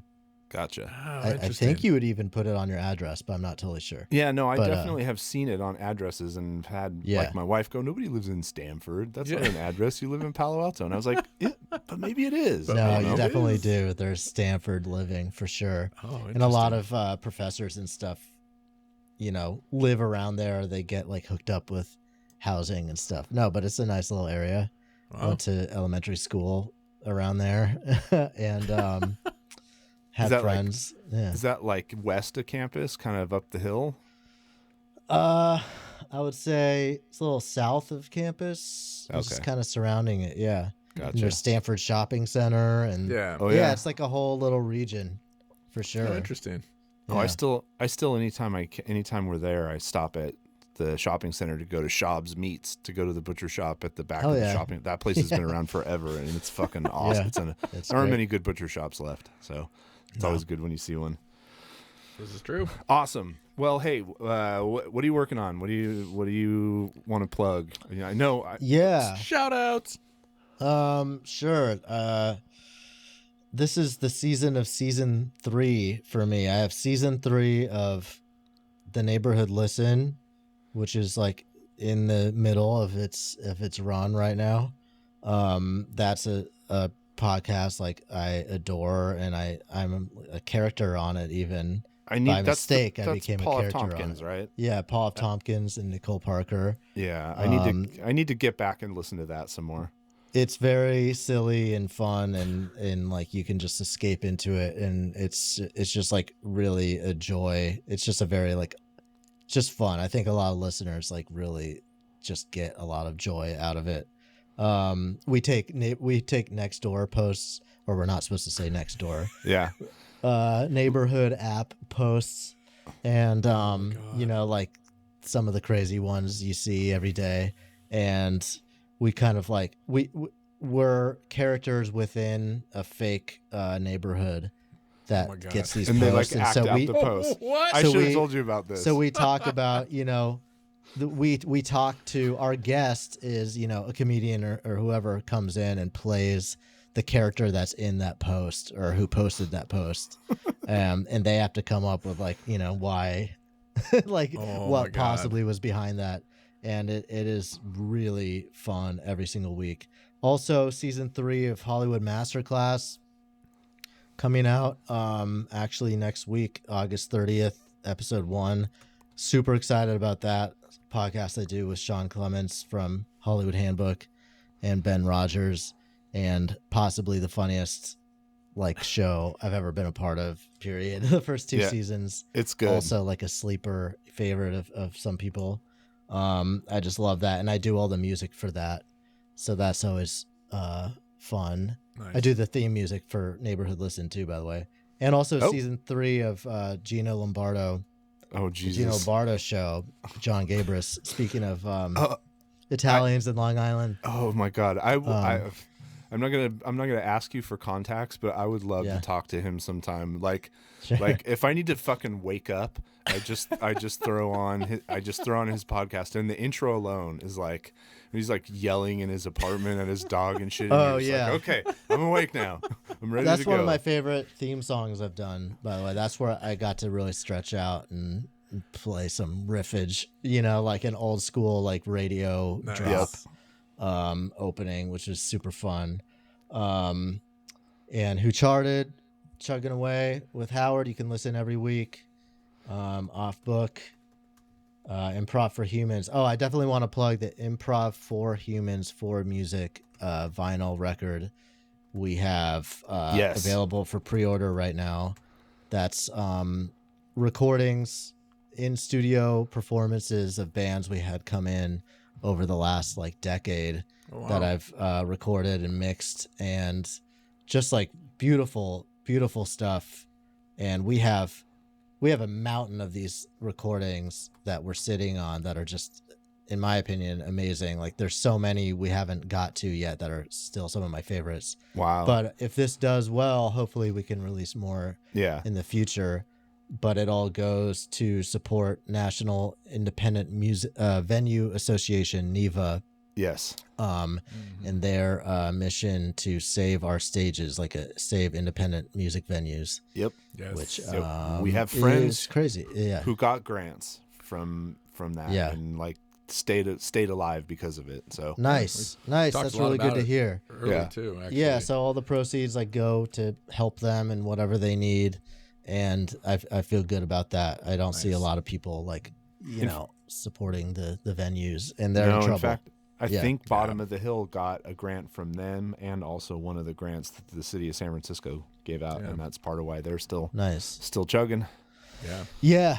I mean, it's like it's kind of scary right now, because if it goes south again, or if it continues going south and more shows are getting canceled like they are now, like those grants are going to run out. I feel like this is the last, you know, a lot of them are on their last breath right now. So we got to support. Plug a couple of your favorite venues small venues in the LA area. I've played a few of them, but like, oh man, some of them have closed, like Bootleg closed, Satellite closed, Echo. I love Echo and Echoplex. I've always had fun playing there. The Regent is fun. You know, there's a ton of them around. 5-Star Bar in downtown, is that still around? I never played that one. The Lodge Room here in Highland Park. I mean, you might consider that a slightly bigger place, but it's really cool. It's a converted Masonic hall, so it still kind of has that feel. That's cool. Some of the original like architecture and stuff from that's cool. Freemason days, and that's super fun. I'm actually the first show I'm probably going to see in a long time is Nick Thorburn, my Mr. Heavenly bandmate. He's playing with Islands at Lodge Room. All right. So that's September 9th, I think. Yeah, that's right. And we'll list all this stuff in the episode description. Nice. But that's right. You're playing in that band too. You're a busy man. Holy shit! I don't know. Yeah, I haven't played with them I really in a long appreciate the time you've given us. Seriously, it gives me perspective. Thank you. All that stuff spread And out with over that- years. But yeah. Yeah. Well, and also the scripted sci-fi podcast with Matt Besser, right? Oh yeah, the Yeah. States of Perfection. I mean, I really should plug that more. It's like It's new. it's tough with all of these things. It's still new. We did it this year. It's all out. It's done. It's 10 episodes. It's called A States of Perfection. You can get it on Stitcher Premium, and it's so funny. And I really went all out with the production of it because it's all sci-fi and it takes place in this like kind of dystopia, utopian like community where life is supposed to be perfect and everything's taken care of. And of course, that's not completely true. It's kind of a nightmare. But it's super, super funny, and like it's very immersive. Like if you just put headphones on and listen to it, you're in this whole hilarious world with like drones and robots and technology doing like bizarre shit. Nice. Yeah, no, I'm excited. I listened to sort of similar Bubble, Jesse Thorne. They did a scripted sci-fi podcast that is now a trade paperback, like they turned it into a comic book, which nice. I just saw at Barnes and Noble yesterday. Wow, so apparently it's doing okay. But I like that. I tend to lean more towards the like loose, flowy discussion podcast, but I do like the scripted ones it's sort of a different mood. So Well, what's fun about States of Perfection and that whole crew is they're all improvisers. So, I really, we've done a couple scripted things like that before, and I really wanted them to be in the same room and improvise through a lot of it. And so I feel like even more than past projects, there's like a lot of improv in there, kind of like there's scripted, it's absolutely like scripted elements and scenes, but then within that, there's tons Lots of of improv. surprises that happen that are so funny. yeah, well, there was one last thing I wanted to ask you, and that is like clearly your whole education and young life led to music. But somehow you landed in this world, this like deep, deep comedy world full of like the greatest improvisers and sketch comedians and fucking stand-ups. What's that like? Have you learned a bunch? Is it intimidating? It'd scare the shit out of me. Yeah, I kind of like, if I thought about it, yes, it is intimidating, but also like the way I started out, if I was more knowledgeable about what I was getting into, I would have been very scared, but I was blessed by being ignorant and dumb of it. You know, like I've always been bliss. I've always been I've always been into comedy and love it to death, but like a full on like alt comedy nerd, like into all of these people. I just wasn't when I first got in. I was like a producer, and I knew Pro Tools, and I wanted a job, and that kind of thing. Yeah. And it was to support music and production career. And so, it just kind of happened through that. And it was like really early days podcasting, early days of Earwolf. And I'm the longest, employee there basically. Really? Wow. Still Now, left? yeah. Most tenured. We were joking. Who's the parent company now? Is it GE? Yeah. Yeah, Exxon. That was Mobil. JD's joke. Yeah, no, it's Sirius XM. That's right. It was serious. And when does this come out? Monday next week. Okay.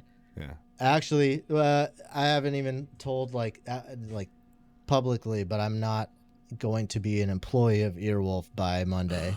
Whoa. I am leaving Earwolf, but I'm still going to be working on all these shows like independently. As an independent contractor. Yeah. Crazy. So it's kind of wow. a crazy thing. Got some big irons in the fire there, but Nice. yeah, but it's crazy after like a full decade. Oh, I there.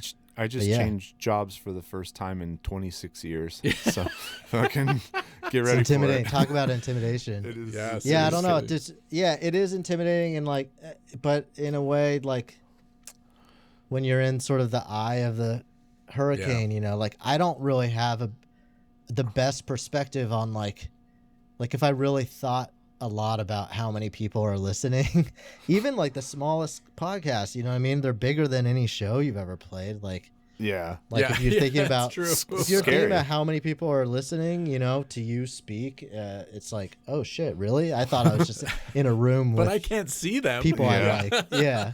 Well, and if you think about it, in a room full of 4 stand-up comedians, who's the fucking wizard? It's the guy who can work all the knobs and understands Pro Tools and can play guitar, because they all do each other's job. They're not like fine, but you're the one who's like, they think is like, I don't know how any of this happens. Yeah, no, totally. And you definitely have to be like early on, you have to be confident in what you're doing and stable there. And you're not trying to be, there's like a lot of the job was in kind of just being like, I think I had an advantage not being a huge fanboy, because if I was there and I would just fan out and stare at them with like dinner plate eyes the whole time and creep them out, it wouldn't be very good, because I'm like literally exactly. Like blink, blink, blink. No, I mean, because you're there, it's basically like a dinner table and you're at the head of the table and it's the funniest people in the world like there having fun, and there might even be lots of conversations that you feel like, oh, I want to say something, you know, and it's like, no, don't, like, know your place. Don't, like, if you're invited into it, sure, you know, you should be on your toes, but is that a thing? Like thing. Thirsty engineers who think engineering's like being a PA, and so I'll just show up an engineer, but I'm gonna end up on air. You watch. Absolutely. I'm always like, I hired engineers and hired a lot of people, and that was something I was on the top of my list that I did not want. Yeah, I believe it. And partly like protecting the comedians and just the vibe I knew was really needed to do it right. Like it would just ruin the vibe. Yourself in 5 years? On air. Nope. Later. Yeah. Oh, are you a big fan of Earwolf? You'd be like excited, like, oh yeah, I know this and this and this and this. You're like, okay, next. Okay. No, it's a balancing act. Like, yeah. If you listen to enough of the shows too, you can sort of hear the like ebb and flow over time. Even like your role on, I mean, I literally started listening to Who Charted on episode 1, and like you couldn't even explain to people the difference between the current show and what it went, and kind of like the emotional roller coaster that the show went on. But the main question I want to ask is, do you still make mustard? I haven't made mustard in a long time. It's nickname. Something I should probably get back into, just to fuel the nickname. Yeah. Starred was his nickname just for a long time. What was it? Starred. Yeah. Oh. Yeah. Just make mustard Howard and bring it in. That. Yeah, I made mustard a couple times. Gave it to everyone as a gift. That was fun, and that was good. It was good. I will say that. But is this like actually crushing the mustard seeds and mixing it with the vinegar? Or like, sure. Yeah, all of that. Not necessarily all by hand. I mean, like, you know, a blender helps you out. Yeah. But some of it. Here I am doing like my porter and what are they called? Mortar and pestle. It's fun. Yeah. You can get real creative with it too, because it's kind of like sky's the limit. Oh, for sure. Awesome. Yeah, we just for the fuck of it made hot sauce and threw show stickers on it and gave it to people, and they loved it. Yeah. So we just made another batch, and like everyone's like, "Holy shit, this is the best hot sauce I've ever had." So I think we're gonna end up in the hot sauce business. Yeah. You're gonna be like Dexter Holland, El Gringo Bandito, or whatever that shit is. Yeah. Oh, is that his? Killing. Oh shit. So I watched the doc with my daughter last night, and when they flashed those two dudes on screen, she goes, "Those guys look like cartoon characters." The modern versions or the old the ones? modern version. Yeah, like that was like a very sad part. Got their where it was like they show the old days, and then they show them now, and you're like, oh no. Wait, what doc is this? The Woodstock. Woodstock 99. Oh, okay, I need to watch They it. came out looking pretty good though. Like they did. Were they in terms of their attitudes for white guys? Hey, just in terms of being decent people, like seeing what was around them and saying something. Yeah. Yeah, I took my nephews to see the Tony Hawk's Boom Boom Huck Jam, and Offspring was like on a stage on the side. Yeah, and, 3 songs, and I was like, I can't do it. There's only one song here. That's so Yeah. funny. that was kind of a thing. Like the '99, the doc sort of showed you like what we were talking about, the douchebags and the old guard and stuff, where it was like not even just to blame the Limp Bizkit bands and stuff, because I'm not totally on that train. No, either, not at like, all. Just to blame It's them. the promoter's fault. But it was a certain crowd that did come in. You know what I mean? Like, Yeah, you got to know that when you're that the was promoter. a sort of that was promoter's fault. It was sort of a different crowd, but yeah, it's just funny that the old like Megadeth or a band like that people from the outside would be like, oh, they're bad, you know. They come out looking like the most reasonable. Oh, he said like, said the smartest thing on the yeah, on the whole thing. they're like totally chill. They know what they're doing. It's like the best, heaviest music there, but they know the drill. Like they're not going to do something stupid. Yeah, they're pros. Yeah, they're not the telling you the real questionable thing, and I'm sure they had all the footage, but especially given the content, why does Moby get so much airtime? That seemed real. That seemed real problematic to me. He's not exactly. Yeah, No. Those guys are the biggest bros. It turned out to be the biggest bros out there. You know, the EDM. yeah, DJ dudes. Moby and shit. Of course. But and also not to defend Dave Mustaine now, like post 2004 Dave Mustaine. Yeah. fuck that guy. He had cancer. He's got a whole new perspective on life. Maybe I think he's like settled into down. QAnon probably or something. Oh, I don't know. I hope not. Big conspiracy I theorist. wouldn't be surprised. All right, man. Nice. Well, we're Yeah, going to go thanks for ahead having and me. let you go. This was an This absolute is so blast. much fun. Yeah, And totally. look forward to next week when I'll hear you again recorded. And we'll tag you when we post all this stuff up on Monday when it goes out. Appreciate it. Thanks again. Thanks, guys. And we'll Yeah, talk have to a you great night. Take care. All right. You too. Later. Whew. That was it. Oh, actually, that wasn't as short as I thought it was. No, we did pretty good. We did really well. So if you, if you just want to, like, we didn't really throw around a ton of names, but if you just look up his name in the Earwolf directory and just look at all the episodes that he's been involved in, yeah. and the fucking people he's been in the room with, Oh, they really are. It's Some like of the funniest people. the in the funniest world. people in the world. Like not hyperbole, like Jason Mantzoukas, and Yeah. like this guy's literally, Matt Besser, who he's done multiple podcasts with, is one of the original founders of the UCB Theater, Yeah. which is like with Amy Poehler. He's probably been in the room with Amy Poehler, Oh, I would for sure. imagine, and Tina Fey and Will Ferrell, and who the fuck. But he does his job as an engineer and just sits back. He's right. He's right though. Like training, I think, coming up as an underground musician, I think is probably good for getting into a situation like that. Because comedians really do kind of revere musicians. They think Do they? they don't think Yeah. other comedians are cool. Yeah. They think musicians are cool. Yeah. And they wish, like most stand-ups I've heard, like wish they were rock stars. Yeah. which I think is hilarious. It's like, but you're all by yourself, like commanding a whole audience. Yeah, exactly. Nah, what a good dude. And I mean, you heard the list of shit this guy's working Yeah. on, and we're so happy that he took fucking almost 2 hours to talk to us. Yeah. That was awesome. That was great. Seriously, what a great guy. All And a right. great conversationalist. I really enjoyed that. Yeah. Yeah. Wrap up. We went and saw Floating Goat, Year of the Cobra and Broom Yes, we did. at Bottom of the Hill. Bottom of the Hill. And it was awesome. It was wet eye inducing. Yeah, we're balling. Second man. Broom song. Oh, man. I think JD looked over at me and said, "My friends are playing music." Yeah. I think that's exactly what I said. something like I'm watching that. my friends play music Yeah, right I now. think yeah, that's something what like it that. was. And I was crying. Yeah. It was it was pretty intense. It's a great show, actually. and actually, JD caught some good footage, and so did I. I caught almost an entire Broom song and threw it up on the Blynd Submyshynz Facebook page. So if you want to check, did you? Oh, if you nice. want to check it out, I'll put the others up too. a whole song with Jackie from Graceon playing cello, Susie, episode 1 and 25. 1 and 25, and hopefully 50. Hopefully 50. Yeah, and and Amy from episode 14 or 15? no, I think she was like 9. 9. Yeah. Yeah, I mean, so it was a lot of people who have been on the show. Yep. So you've heard them and seen them, and we Yeah. got to see them play music again. Oh, it was so great. It was killer. So great. Hopefully it continues. Anything else? Ooh, we got final. Ooh, we got one piece of merch we should show off. What? The hot sauce bottle. Oh shit! Ooh, go grab one. Okay, hold on. Break the fourth wall. This is not a nice studio. This is just JD's office in a big green curtain. So, so while he goes to grab a bottle, or maybe they're right here, we were able to, I don't know, bottle like 25, 30 bottles, and we'll definitely find a way to get some into the hands of the faithful listeners.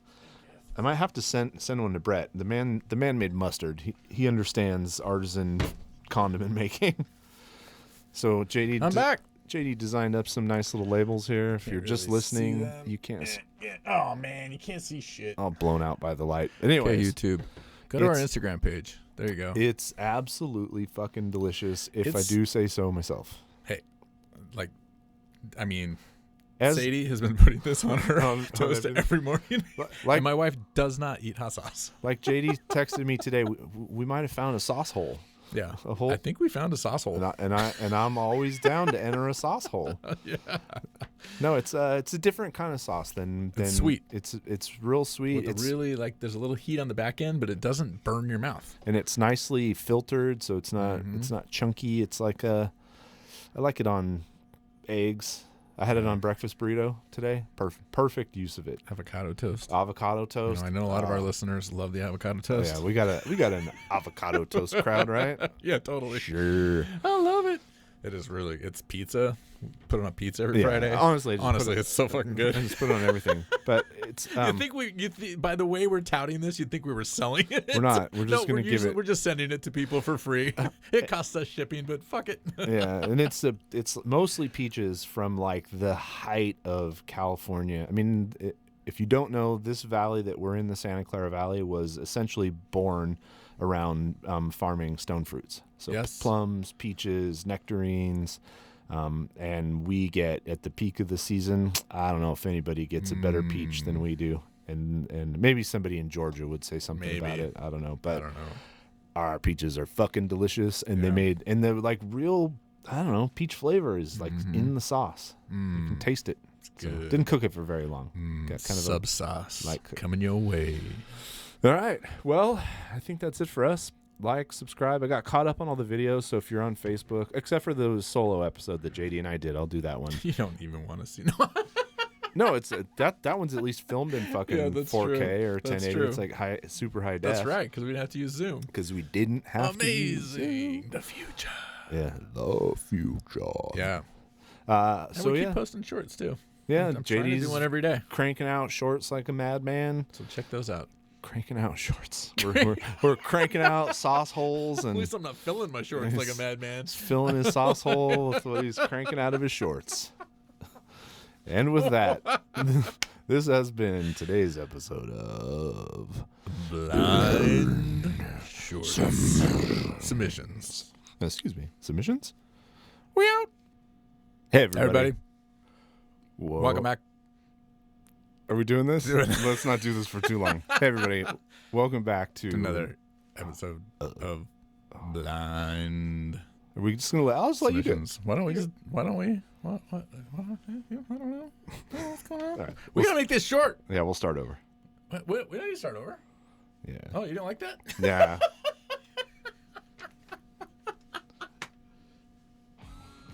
Thanks for joining us for another week of Blynd Submyshynz. See episode description for links to all artists discussed in this episode, and visit their sites to support them directly by buying music and merch.